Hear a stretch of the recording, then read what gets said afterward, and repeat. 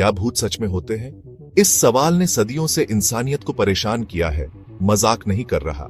एक खाली हॉलवेज में डरावनी फुसफुसाहट से लेकर ऐसे फुल बॉडीड एपरिशंस तक जिनसे रोंगटे खड़े हो जाते हैं, भूतों के विचार ने हमेशा मेरी इमेजिनेशन को पकड़ा है।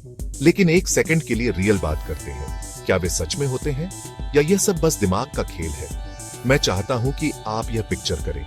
देर रात है, आपको एक अजीब सी क्रीक सुनाई देती है, शायद एक सॉफ्ट फुसफुसाहट। आपका दिल जोर से धड़कने लगता है।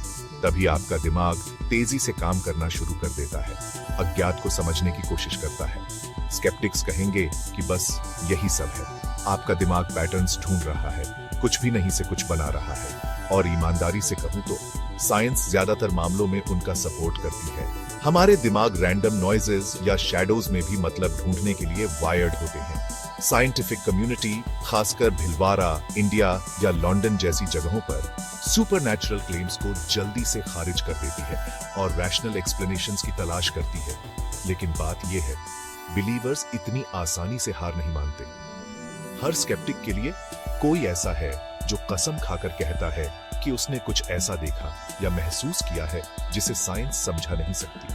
और ये कहानियां वे आती रहती हैं, पीढ़ियों से चली आ रही हैं, किताबों और देर रात की बातों को भरती रहती हैं। बिलीवर्स और नॉन बिलीवर्स के बीच बहुत बड़ा अंतर है और दोनों पक्ष अपने अपने आर्ग्यूमेंट से लैस हैं।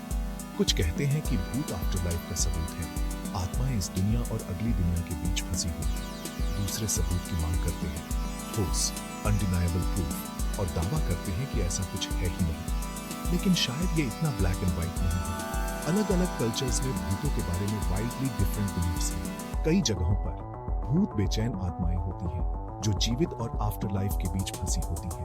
कुछ एशियन कल्चर्स में भूतों को बैड लक या बीमारी के लिए दोषी ठहराया जाता है, जबकि दूसरों में उन्हें प्रोटेक्टर्स या गाइड्स के रूप में देखा जाता है। ये वास्तव में इस बात पर निर्भर करता है कि आप कहां खड़े हैं और आप क्या मानते हैं।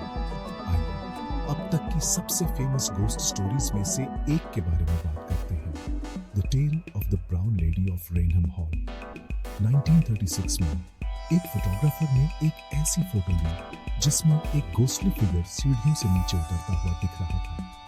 लोग कहते हैं कि यह लेडी डोरोथी वॉलपोल की आत्मा है, और चाहे आप इस पर विश्वास करें या नहीं, वह फोटो सपोज्ड सुपरनैचुरल एविडेंस के सबसे आइकॉनिक पीसेस में से एक बन गई है। और फिर एनफील्ड पोल्टरगाइस्ट है। यह वाला वाइल्ड है। 1970 के दशक के आखिर में लंदन में एक परिवार को अजीबोगरीब चीजें अनुभव होने लगी। फर्नीचर अपने आप में अजीब नॉकिंग साउंड्स और भी बहुत कुछ। पैरानॉर्मल इन्वेस्टिगेटर्स इसमें शामिल हुए और उन्होंने एक ग्राफ पूरी बॉस के उनके सवालों का जवाब देते हुए उनके खिलाफ खड़ा किया। और रिकॉर्डिंग आज भी लोगों को हैरान करती है। सिर्फ एक बच्चा ठीक कर रहा है, कुछ गहराई दबाव में। मुझे सबसे फैसिनेटिंग बात यह थी कि हमारी सारी टेक्नोलॉजी और साइंस के बावजूद कुछ कहानियां